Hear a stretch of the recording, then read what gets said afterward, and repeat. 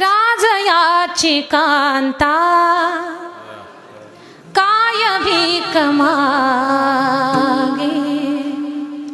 राजयाची कांता काय भीक मागे, मनाची आजोगे, मनाची आजोगे सिद्धी पावे, श्री गुरु सारिखा असता पाठी राखा. श्री काही लोक रात्रभर भजन करतात, ऐकताय ना तुम्ही? काही लोक रात्रभर भजन करतात, पहाटच कुणाच तरी मका कापतात आणि स्वतःच्या म्हशीला टाकतात. आपल्या शिंगोण्यात तसलं कुणी नाही बरं. हा, आपल्या इथलं सांगतच नाही मी काय, इथलं काही सांगायचं नाही, अजून सांगणारच नाही अर्धा तास. पण इथून गेल्यावर काही सांगता येत नाही.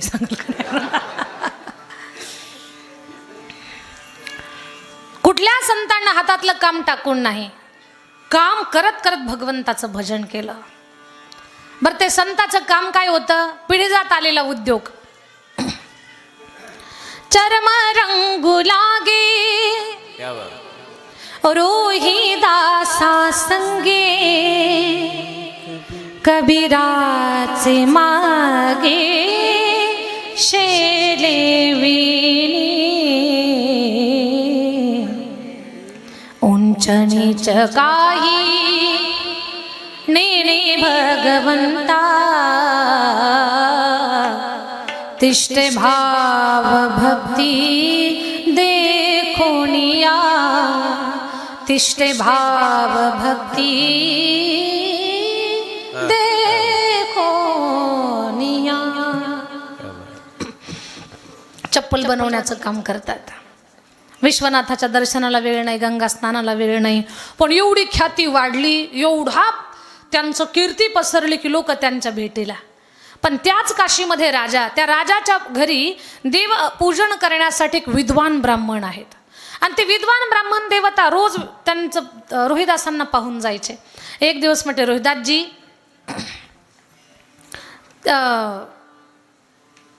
लोक तुमच्या भेटीला दर्शनाला येत आहेत आणि या बिचारे लोकांना माहीतच नाही तुम्ही ना गंगा स्नान करता ना विश्वनाथाचं दर्शन करता.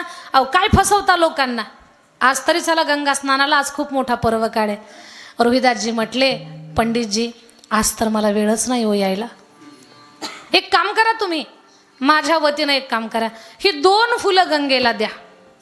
पंडितजी म्हटले, चला ठीक आहे, एवढा उपकार मी तुमच्यावर करतो.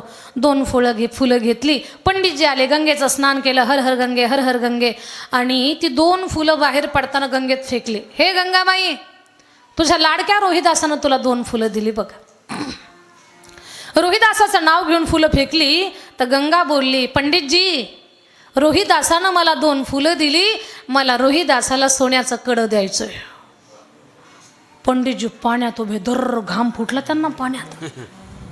म्हणे 7 पिढ्या झाल्या माझ्या गंगेची पूजा करतोय, गंगा बोलली नाही, डोलली नाही, चालली नाही, काही दिलंच नाही, आणि रोहिदासानं 2 फुलं काय दिली? सोन्याचं कडं दिलं. एवढं कडं रोहिदासाला द्या. पंडितजीनं कडं हातात घेतलं आणि उभे राहिले काठाला, घाटावर. आणि मग पंडितजीच्या मनात आलं, कडं दिलेलं फक्त आपल्यालाच माहिती आहे, दुसऱ्या कोणाला माहीतच नाही. पंडितजी ते कडं घेऊन दुसऱ्या घाटावरनं घरी जाऊ याचे स्वप्न रंगवायला लागले. काय करू? हे कडं घेऊन आपण दुसऱ्या घाटावरनं आपल्या घरी जाऊ. दुसऱ्या घाटावरनं पंडितजी निघाले, पण अख्खा दिवस चक्रा खायचे, दुसऱ्या रस्त्याला जायचे आणि पुन्हा त्याच रस्त्यावर यायचे. घराचा रस्ताच सापडना. आपल्या भाषेत त्याला चकवा म्हणतात. आणि ऐका, चकवा कुणाला बसतो? दुसऱ्याची वस्तू आपल्या खिशात जे घालतात त्यांना चकवेच बसत असतात. कधीही दुसऱ्याच्या नावची वस्तू आपण आपल्या खिशात घालू नाही, घालूच नाही. कारण त्याच्या नावचं आलंय, त्याला माहिती नाही म्हणून काय झालं ते नियतीला तर कळतंय ना. हा, माणसाच्या नजरेतून चुकवता, नियतीच्या नजरेतून माणूस चुकू शकत नाही. त्याच्या नावची आलेली वस्तू, पण रोहिदासजींच्या नावची वस्तू पंडितजी म्हणतात घरी घेऊन जातो. रस्ते बदलताय, पण फिरून फिरून फिरून त्याच रस्त्यावर येत आहेत ज्या रस्त्यावरती रोहिदासजी आहेत. अख्खा दिवस चक्रा मारण्यात गेला. आणि मग पंडितजीच्या लक्षात आलं, ही कडं जोपर्यंत आपण रोहिदासजींना देत नाहीत तोपर्यंत घराचा रस्ता सापडणार नाही. आले रोहिदासजीकडे, रे दाजी, गंगा मैया ने आपको कंकण दिया है. गंगाईनं मला कंकण दिलं? हो म्हणे, कडं दिलंय, दाखवा. चमचमीत सुंदर सोन्याचं कडं. पंडितजी, काय सुंदर कडं आहे, पण याला ठेवून मी काय करू? राहू द्या तुम्हालाच, रोहिदासजी म्हणतात. पंडितजी म्हटले, पहिला चालू असतं तर बरं झालं असतं. इकडं अख्खा दिवस घाटावर चक्रा मारण्यातच गेला आपला. काय संताचं मन मोठं, आपल्याला कडं दिलं. आणि रोहिदासजीनं ते कडं दिलेलं, पंडितजीनं घेतलं, खुश झाले. पण विचार केला, कडं घेऊन काय करणार? राहायला नीट घर नाही, घराला दरवाजा नाही, 8 दिवसापासून चूल पेटली नाही, लेकरं उघडी नागडी उपवाशी आहेत, बायकोनं अगदी जोडलेली साडी अंगावरती घातलेली आहे, प्रपंचाची दुरावस्था आहे माझ्या, काय करू? हे कडं देऊ आणि त्याच्या बदल्यात पैसे घेऊन घराची व्यवस्था लावू. रत्न पारख्याला दिलं बरं कडं. रत्न पारख्याला कडं दिलं, त्या पैशानं घराची व्यवस्था लावली. रत्न पारख्यानं ओळखलं कडं अद्भुत आहे आणि ते कडं रत्न पारख्यानं आपल्या बायकोला दिलं. बाई खुश झाली, त्याची पत्नी. रत्न पारख्याचे सुंदर अद्भुत कडं, योगायोग. काशीचा राजा, त्याची राणी, त्या राणीनं हळदी कुंकवाचा कार्यक्रम ठेवला आणि हळदी कुंकवाला नगरातल्या सगळ्या श्रीमंत बाया बोलावल्या.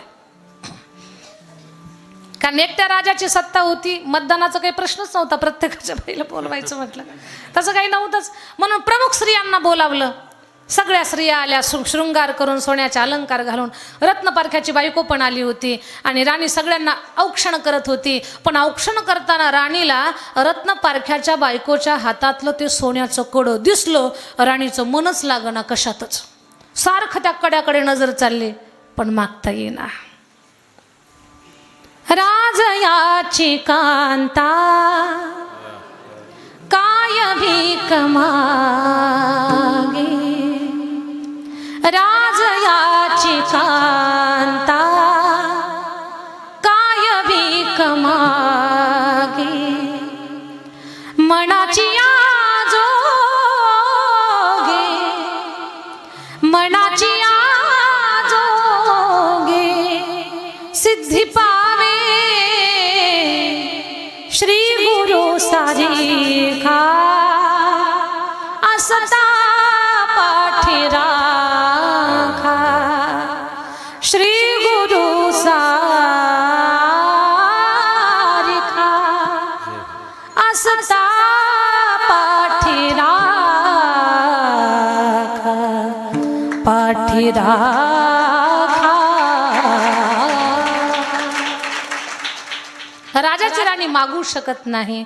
राजयाची कांता काय भीक मागे.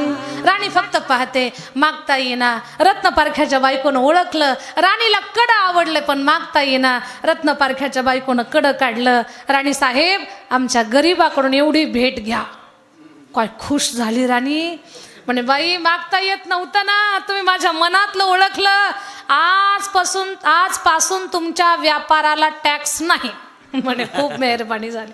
आमच्या व्यापाराला, उद्योगाला काही टॅक्स नाही, GST नाही, काही नाही, काही नाही. खूप खूप धन्यवाद. फक्त तुमची कृपा आमच्यावर राहू द्या. चोरटे काही आमच्या दुकानावर येऊ देऊ नका. एवढी कृपा मात्र आमच्यावरती करा. राणी खुश. पण ते कडं मिळालं. स्त्रीचा स्वभाव, आशाच्या असं दुसरं कडं पाहिजे. राजे साहेब, मला असलं दुसरं कडं द्या ना. राजा म्हटलं, कुठून आणलं? म्हणे, रत्नपारख्याच्या बायकोने दिलं. तिला विचारलं, कुठून आणलं? म्हणे, मालकाने दिलं. त्याला विचारलं, कुठून आणलं? म्हणे, तुमच्या घरी पूजा करणारे पंडित नाही का, त्यांनी दिलं. पंडित जी, आपने कहाँ से लाया ये कंकण? राजा साहब, गंगा मैया ने मुझे दिया है, मलाच दिलं गंगेनं. राजा म्हटला, वा वा वा पंडितजी, गंगेनं तुम्हाला कडं दिलं, मी तुम्हाला अर्ध राज्य देतो. पण आशाच्या असं दुसरं कडं आणा. जर आणलं तर अर्ध राज्य, नाही तर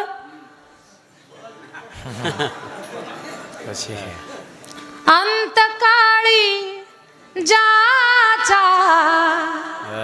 हा, मग विचार करा. पंडितजीला हसता येईना, रडता येईना. अर्ध राज्य म्हटल्यावर खूप गुदगुद्या झाल्या आणि फास म्हटल्यानंतर डोळे पांढरे व्हायची वेळ. पंडितजी जाम टेन्शनमध्ये 8 दिवस घाटावर जाऊन हर हर गंगे हर हर गंगे हर हर गंगे. गंगा प्रगट होईना, काही बोलना. पंडितजी जवळ आले की गंगा लाटा निर्माण करायचे आणि पंडितजी घाबरून बाहेर पडायचे. शेवटचे 2 दिवस हातात राहिले. पंडितजी आशेनं रोहिदासजीकडे आले. रोहिदासजी, माझ्यावर खूप मोठं संकट आलंय. कडं राजापर्यंत गेलंय. राणीला पाहिजे तशाच तसं दुसरं कडं नाही दिलं तर माझा जीव जाईल. लेकरा बाळाचा प्रपंच आहे माझा. बुडी बाबडी बायको आहे. 2 सोन्यासारखी लेकरं आहेत. छोटासा माझा संसार आहे. माझ्याशिवाय माझ्या प्रपंचाला कोणी तारणहार नाही. आणि मी जर फासावर गेलो तर यांचं काय होईल. मी हात जोडतो, तुम्हाला पाया पडतो. रोहिदासजी म्हटले, मी नेमकी काय मदत करू. म्हणे एकच मदत करा, त्या दिवशी दिलेली ती 2 फुलं मला द्या. कशासाठी. म्हणे गंगेला ती फुलं देतो आणि परत पुन्हा एक कडं घेतो. रोहिदासजी हसले. पंडितजी, कड्यासाठी फुलांची गरज नाही. गंगेच्या घाटावर सुद्धा जाण्याची गरज नाही. म्हणे मग कडं कुठून मिळेल. पंडितजी, हे माझं चामडाचं कुंड, त्यात असणारं पाणी ती साक्षात गंगा आहे. त्याच्यातून मी प्राप्त करतो. रोहिदासजी, पटनावं मला, पण कसं तुम्ही कडं द्याल दाखवा बरं. म्हणे काळजी करू नका. त्या कुंडातल्या पाण्याला प्रार्थना केली. हे गंगामा, विश्वनाथाची सेवा करणारी तू, शंकराच्या जटेतून वाहणारी तू. हे गंगामा, अपवित्र माणसाला पवित्र करणारी तू, दुःखितांना दुःखातून बाहेर काढणारी तू, पीडिताची पीडा हरण करणारी तू, आणि ज्याला मुक्ती मोक्ष पाहिजे त्याला मोक्ष बहाल करणारी मा. हे विश्वनाथाची सेविका गंगामाई, माझ्या कुंडामध्ये जर तू वास्तव्य करत असशील ना, तर याच कुंडातून ते कंकण मला दे. अरे दाजी, असं एक काय, 1000 कडे मागा, मी द्यायला तयार आहे. कुंडातून आवाज आला, आई 1000 नको मा, फक्त एकच कडं दे. पाहता पाहता हात बाहेर आले त्या कुंडातून आणि त्याच्यात चमकणारं कोडं. पंडितजीचे पुन्हा डोळे गरगर फिरायला लागले. रेहदासजी, या चामडाच्या कुंडात गंगा कशी. रेहदासजीनं सांगितलं, पंडितजी, मन चंगा तो कठोती में गंगा. मन चंगा तो कठोती में गंगा.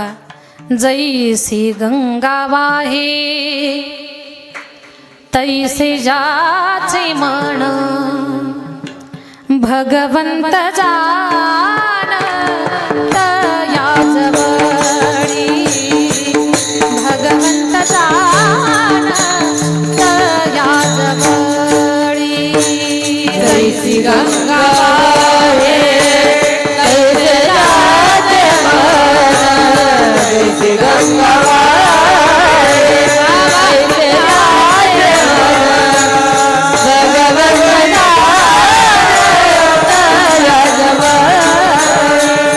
भगवंत तया जवळी. तैसी गंगा वाहे तैसे जाचे मन.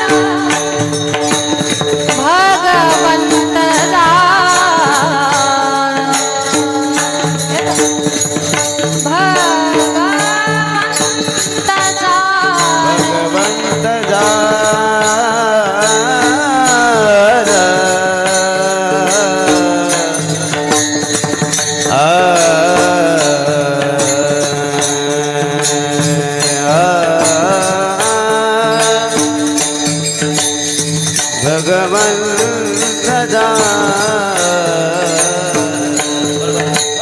जैसी गंगा वाहे तैसे जाचे मन. जैसी गंगा वाहे तैसे जाचे मन. भगवंत तया जवळी. तया जवळी. तया जवळी. आपल्या गावचं लेकरू अनुराधा, त्याच्यासाठी कौतुक म्हणून आपण टाळी वाजू. खूप छान. ज्याचं मन गंगेच्या पाण्या एवढं निर्मळ आहे, तर ती माणसं, ज्यांचं मन भगवान परमात्माच्या चरणावरती लागलेलं आहे, ती माणसं देवरूपाला प्राप्त झालेली असतात. म्हणून देवत्वाला प्राप्त व्हायचं असेल, अद्भुत शक्ती प्राप्त करायची असेल, तर मन कुठे लावा. ईश्वराच्या चरणावरती. देवा माझे मन बऱ्याच वेळेला आपलं मन कुठेतरी भटकत असताना आपल्या शरीरानंच परमार्थ चालू असतो, हातानं टाळ वाजवणार, पण मन कुणीकडे तरी भटकणार. म्हणून संतांनी आग्रह धरला, बाबांनो, देवा माझे मन लागू तुझे चरणी, देवा माझं मन तुझ्या चरणावरती लागू दे, मनाला संसाराचं व्यसन लागू देऊ नको, संसार व्यसनी पडवणे दी. ठीक आहे ना बाबा, अजून काही पाहिजे का? अभंगाचं दुसरं चरण. नामस्मरण घडो संत समाग, वा वा वा, जय हो. नामस्मरण घडो संत समाग, नामस्मरण घडो संत समाग, नामस्मरण घडो संत समाग, बाबुगाचे भामा, बाबुगाचे भामा, नको देवा नामस्मरण घडो संत समागम, नामस्मरण घडो संत समागम, बाबुगाचे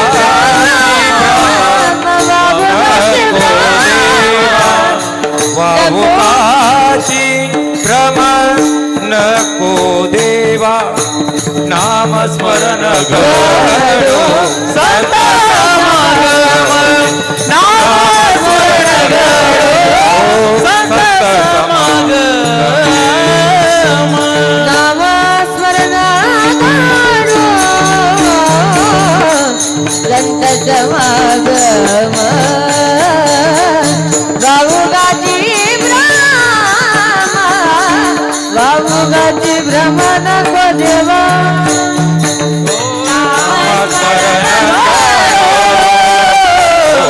संत समागम, वाहुगाची वाहुगाची भ्रमण को देवा, नको देवा. खूप छान. साधना आणि वैभव महाराज दोघांसाठी फार सुंदर. नामस्मरण घडो संत समागम आणि वाऊगाची भ्रम नको देवा, देवा माझ्याकडनं नामस्मरण घडू दे. नाथ महाराज का बरं नामाचा आग्रह धरतात? कान देऊ नाही का? आपल्याला आपलं तरण तारण करणारं या भवसागरातून फक्त भगवंताचं नाम आहे. नामे तरला नाही कोण, ऐसा द्यावा निवडून. मानवी देहाचं सार्थक कल्याण साधायचं असेल तर भगवत नामाच्या चिंतनाशिवाय दुसरा पर्याय नाही. महिला मंडळ, नाम आपल्याला तारणार आहे, आपला उद्धार करणार आहे, आपलं कोटी कल्याण नामानंच होणार आहे. ज्या संकटाला अडचणीला आपण घाबरतो ना, संतांनी प्रमाण दिलंय, नामाच्या चिंतने 12 वाटा पळती विघ्ने. एक नाही, अनेक संकट पळून जातील. फक्त नामाचा सहारा घ्या, नामस्मरण करा. आज भारत आणि पूर्ण जगभरातल्या लोकांना प्रेमानंद बाबांचं वेड लागले. 10 कोटीपेक्षा जास्त तरुण प्रेमानंद बाबांना फॉलो करतात. वेगळ्या वेगळ्या मीडियाच्या प्लॅटफॉर्मवरनं, मग इंस्टा असेल, व्हॉट्सअप असेल, फेसबुक असेल, यूट्यूब असेल, 10 कोटीपेक्षा जास्त लोक त्यांना फॉलो करतात आणि जास्त युवक तरुण लोक फॉलो करतात. प्रेमानंद बाबांना मागच्या 20 वर्षापासून दोन्ही किडण्या नाहीत. दोन्ही किडण्या नसणारा माणूस 20 वर्षापासून जिवंत कसा? कारण किडनी नसल्यानंतर त्या माणसाचे हाल काय असतात, ते दुःख ज्या माणसाच्या वाट्याला आहे ना, त्यांना लक्षात येईल. ते डॉक्टर साहेब, आपल्याला माहिती आहे किडनी हे अंग किती महत्त्वाचं आहे. म्हणजे ते डॉक्टर आहेत म्हणून मी बोलते त्यांच्यासोबत. बरोबर ना? का नाही चुकलंय काय? बरोबर आहे ना? हां, ऐका. तर किडनी नसलेल्या माणसाची अवस्था काय असते? चेहरा सुकून गेलेला, खाल्लेलं नीट पचन होत नाही, त्या माणसाची दुरावस्था असते. किती त्या माणसाला औषध घ्यावे लागतात, किती मनावर ताबा ठेवायचा, किती कंट्रोल करायचं. तर मला सांगायचं एवढं की प्रेमानंद बाबांना 20 वर्षापासून दोन्ही किडण्या नाहीत. दोन्ही किडण्या नसताना चेहऱ्यावरचं तेज म्हणजे जणू 2.5 वर्षाचं लेकरू, एवढा त्यांचा तेजस्वी चेहरा. रोज वृंदावन परिक्रमेला जातात, लाखोंची भीड त्यांच्या दर्शनाला आहे.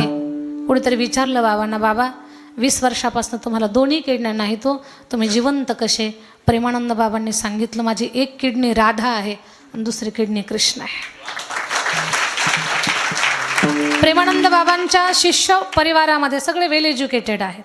कोणी बिझनेसमॅन, कोणी आर्मीतलं, कोणी कोणत्या क्षेत्रातलं, वेगळ्या वेगळ्या क्षेत्रातली सुशिक्षित असणारी, अंधश्रद्धेला बळी न पडलेली अशी सगळी विज्ञानवादी अध्यात्माला शरण आले प्रेमानंद बाबांच्या माध्यमातून. आपल्या भारतामध्ये महाराष्ट्रात विशेष कुस्तीचा खेळ आहे पहा महाराष्ट्रात. तसं आंतरराष्ट्रीय स्तरावरती त्या कुस्तीच्या खेळाला WWE खेळ म्हणतात. आणि त्या WWE खेळ एवढा डेंजर आहे ना, एवढं बेदम मारतात, खूपच मारतात एकमेकाला. आणि ते माणसंही अशी बेंडकुळीसारखी असं, काय शरीर त्यांचं असं, हा ना, काय ते अंग त्यांचं ते तसं पिळदार झालेलं. बरं, पिळदार शरीर बनलेलं व्यायामानं, आणि एवढी ताकद त्यांच्यामध्ये, खूप मारतात होते एकमेकाला, खूपच मारतात त्या WWE खेळात. कधी त्यांचा तो कोच असतो ना, ते सांगणारं, त्यालाही मारतात कधी कधी. तर तो भयंकर खेळ आहे. त्या WWE खेळामध्ये आपल्या भारतातला रिंकू सिंग राजपूत नावाचा एक युवान त्याच्यात 1 नंबरला आला आणि त्याला वीर महान हे पद मिळालं. त्याची हिस्ट्री तुम्ही यूट्यूबला पहा. त्याला एवढी संपत्ती मिळाली, एवढं नाव एवढं त्याचा महिमा वाढला, त्याचं नाव वाढलं.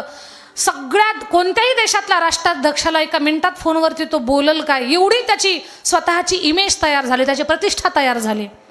आणि सगळं त्याला मिळालं. म्हणजे पैसा तर एवढा अमाप, वाटेल ती गाडी, सगळं ऐश्वर्यात जे पाहिजे ते त्याला, सगळी सुख त्याला प्राप्त झाली. म्हणजे पहा ना, उभं आयुष्य ज्या गोष्टीसाठी आपली धावाधाव, पळ बांधांची, कोराकुरीन, डोक्यांची फोडाफोडी, भावकीचं भांडण, मित्राशी आपलं जमत नाही, हे सगळं जे आपलं दुधात पाणी टाकणं, कापसात पाणी टाकणं, हे जे सगळं चाललेलं असतं की नाही आपलं, ते कशासाठी? फक्त पैसा मिळवायचा, प्रतिष्ठा मिळवायची. पैसा मिळाला किंवा प्रतिष्ठा, मग हे सगळे एका पाठीमागे एकच येत असतात. तर हे सगळं मिळवण्यासाठी माणसाची जी पळापळ आहे ना, ते सगळं त्या रिंकू सिंग राजपूतला मिळालं. वीर महान बनला तो, त्याला ते पदक मिळालं वीर महानचं. आणि एक दिवस त्यानं विचार केला, मला सगळं मिळालं, आता याच्या पुढे काय, असा त्यानं विचार केला. आणि मोबाईलवरती प्रेमानंद बाबांना पाहिलं, त्यानं ऐकलं, वृंदावनात आला. बाबांना सांगितलं, म्हणे बाबा मी खूप मोठ्या मोठ्या पहिलवानांना पाडलं, आता इथून पुढं काय? बाबा म्हटलं एक पहिलवान पाडायचा राहिलाय. तो म्हटला, बाबा कोणता पहिलवान? म्हणे काळरूपी पहिलवानाला ज्या दिवशी पाडशील ना, त्या दिवशी तू सगळं जिंकल्यासारखं आहे. बाबा त्या काळरूपी पहिलवानाला जिंकण्यासाठी काय करावं लागेल? म्हणजे राधा राधा भजन करावं लागेल.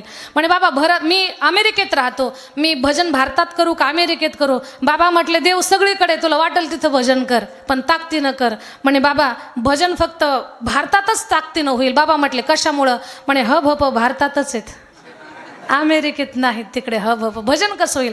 भजन चांगलं करण्यासाठी हब हपांची गरज आहे ना आजूबाजूला.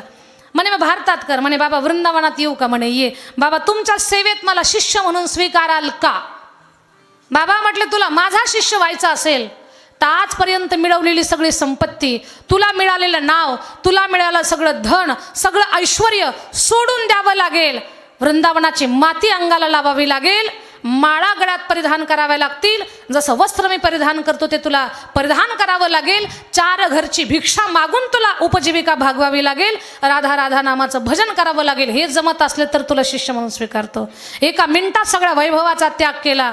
कमरेपासून गुडघ्यापर्यंत वस्त्र त्यानं परिधान केलं, अंगाला वृंदावनाची माती लावली, गळ्यात तुळशीच्या माळा धारण केल्या. आज 4 घरची भिक्षा मागतोय. कोण? डॉलरमध्ये मला सांगता येणार नाही एवढ्या संपत्तीचा मालक.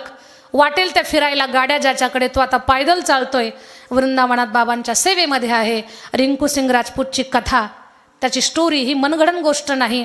यूट्यूबला पहा, आपल्या मनात परिवर्तन झाल्याशिवाय राहणार नाही आणि भगवंताच्या नामावरचा विश्वास पक्का झाल्याशिवाय राहणार नाही. पहा त्याला यूट्यूबला तुम्ही. म्हणून नाम स्मरण घडो, संत समागम, वावुगाची भ्रम नको देवा.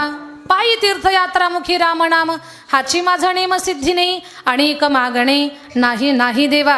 आणि एका जनार्दनी सेवा दृढ देई, विढोबार खुमाई.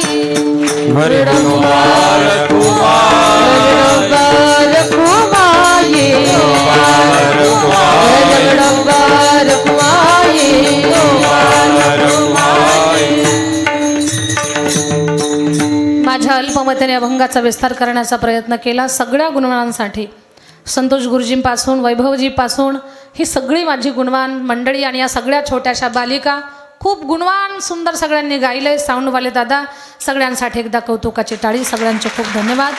माझ्या वाणीला विराम देते. आपल्या सगळ्यांना माहिती आहे आता अनुराधाच्या माध्यमातून, अनुराधा असेल, तिच्या आई बाबा आणि बऱ्यापैकी त्यांचे नातेवाईक, त्याची मावशी वगैरे सगळेजण, आमच्या शेवग्याची बरेच भाविक, आमचे सोळंके मामा, सोळंके मामी, सगळी बऱ्यापैकी मंडळी चकलंबाला आलेली आहे मठावरती. आणि या तुम्ही तरी देवस्थानचं बांधकाम आता झालेलं पाहिलं आहे, म्हणजे जे पालक आता येत आहेत ते. पण आमच्या सोळंके मामींनी, सोळंके मामांनी जेव्हा जुना मठ होता, छोटंसं मंदिर होतं आणि सगळी मातीच होती, तेव्हापासून त्यांनी मठाला पाहिलेलं आहे.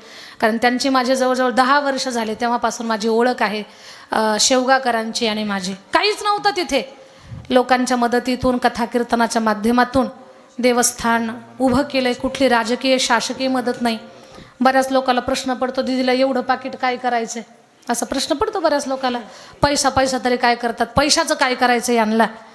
तर ज्यांनी पहिला मूळ मठ पाहिला होता त्यांना आणि आता बांधकाम काय आहे, हे दोन्ही अवस्था जी लोक पाहिलेली आहेत ना, त्यांना माझं कौतुक वाटतं की खरंच कुठली मदत नाही, कुठली शासकीय मदत नाही, राजकीय मदत नाही, पण हे एवढं सुंदर दगडी मंदिर, एवढं भव्य बांधकाम, हे सगळं जे उभं केलं आहे. तर या बाबतीमध्ये जी जुनी लोक माझ्या संपर्कातली आहेत त्यांचं अंतकरण भरून येतं, डोळे दबदबतात त्यांचे. कारण एखादी गोष्ट उभी करणं सोपं नसतं आणि एका मुलीसाठी, एका स्त्रीसाठी ते तर सोपंच नसतं. तर ते एवढं सगळं वैभव उभं राहिलं आहे चकलंबा संस्थानवरती. आणि आत्ता 25 नोव्हेंबर 2025ला मोठा कलशारोहणाचा सोहळा पूर्ण झाला. अगदी हेलिकॉप्टरनं पुष्पवृष्टी झाली आणि माझ्यासारख्याला हेलिकॉप्टर आणणं म्हणजे खूप मोठी गोष्ट झाली. सगळ्या गावानं आणणं ती वेगळी गोष्ट आहे सगळ्यांनी मिळून, पण एकट्यानं करणं ते फार कठीण असतं. फार सुंदर भव्य कलशारोहण झाला. तुमचे हार पाहिले, तुमचे फुलं पाहिले, मला माझ्या कलशारोहणाची आठवण आली की तेवढा भव्य कार्यक्रम झाला होता. कलशारोहणाला कीर्तनकाराला तुळशीचा हार रोजचा पंढरपुरातून येत होता, रोजच. आणि हार काही लहान नव्हता, मोठ्याच्या मोठा हार. आणि शेवटच्या दिवसाचा हार त्याला आणण्यासाठी तर आयशर टेम्पो पाठवला होता. एवढा मोठा तुळशीचा हार, रोज कीर्तनकारांना हार, फुलं काय, त्यांचं स्वागत काय, मोर काय, जोगी काय, भोपी काय, गोंधळी काय, सगळं अद्भुत अद्भुत. आणि लाईटिंगची व्यवस्था तर अशी होती, आषाढी सोहळ्यात विठ्ठल मंदिरावर ज्यांच्याकडे लाईटचं डेकोरेशन असतं ना, त्यांना आपल्या लाईटिंगचं काम दिलेलं होतं. एवढा सुंदर भव्य सोहळा संपन्न झाला. मला वाटलंही नव्हतं की एवढा अद्भुत सोहळा माझ्यासारख्या पामराकडनं होईल म्हणून, पण माऊलींनी, तुकाराम महाराजांनी करून घेतला, कल्याण स्वामींनी तो करून घेतला. तर कल्याण स्वामी संस्थान या संस्थानला उभं करत आहोत आम्ही, राजकीय शासकीय मदत नसताना. आणि दुसरी गोष्ट सांगायची अशी की संस्थांचं बांधकाम 100% पूर्ण झालेलं नाही आहे. जिथं मी कथेला जाते, कीर्तनाला जाते, तिथे लोकांना मी विनंती करते की कल्याण स्वामी संस्थांच्या बांधकामात मला मदत करा. आज शिंगोणाकरांना माझी विनंती आहे, ज्या देवस्थानचं बांधकाम मी हाताला धरलं आहे त्या बांधकामात कुठेतरी तुमची छोटीशी का असे ना मदत लागू द्या. मी पावती बुक माझ्यासोबत आणलेलं आहे. ज्यांना वाटतं ना ताई त्या पवित्र कार्यात आम्हालाही मदत करायची. आणि कल्याण स्वामी कोण, 1 मिनिटात सांगते, अर्ध्या मिनिटात. दत्त महाराजांचा अनुग्रह देवगिरीच्या जनार्दन स्वामींना, जनार्दन स्वामींचा अनुग्रह पैठणच्या एकनाथ महाराजांना, नाथांचा अनुग्रह दंडवत स्वामींना, ज्यांनी मेलेलं गाढव जिवंत केलं त्या दंडवत स्वामीला, आणि दंडवत स्वामींचा अनुग्रह चकलंब्याच्या कल्याण स्वामींना. कल्याण स्वामींची संजीवनी समाधी आहे. आळंदीला माऊलींची जशी आहे तशी स्वामींची समाधी चकलंबा या गावी संजीवनी समाधी आहे. त्या समाधीचे पाईक 8-10 पिढ्या झाल्या, प्रत्येक पिढीला एक महंत, अशी परंपरा आमच्यापर्यंत आली. ही परंपरा आम्हालाही माहिती नव्हती, कारण आमचे आजोबा जेव्हा तिथे मठाधिपती म्हणून होते तेव्हा आम्ही खूप लहान होतो, अगदी आम्हाला काही कळत सुद्धा नव्हतं.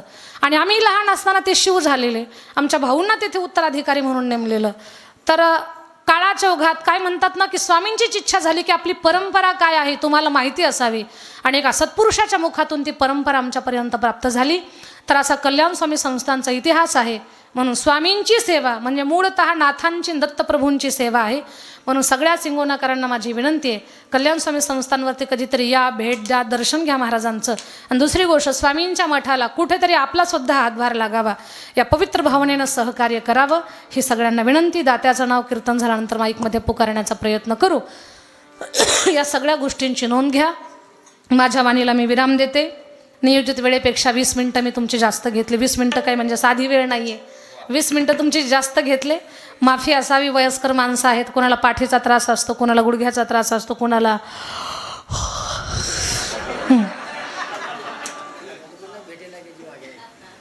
कुणाला झोपेचाही त्रास असतो. माझ्यामुळे त्रास झाला असेल मला माफ करा. भेटी लागे जीवा म्हणायचं, पण माझा घसा दुखतोय. नाही नको, घसाला दुखतोय. 11 वाजले परत कधीतरी. हां म्हणजे घसावे उंच चालणार नाही माझं, आणि त्याला खूप उंच म्हणावं लागतंय. आणि अजून अधिक मासापर्यंत कंटिन्यू हे पण थोडा विचार करून चालावं लागतं. तरी पण हे सगळे गुणवान गाणारे वाजवणारे असल्यामुळे मलाही माझं भान राहिलं नाही मी किती उंच गायलं म्हणून. तर सगळ्यांचे खूप धन्यवाद दत्त महाराज. नक्कीच कधीतरी जेव्हा कार्यक्रम थोडेसे स्लो होतील ना, तेव्हा आपण गाण्याचा प्रयत्न करू.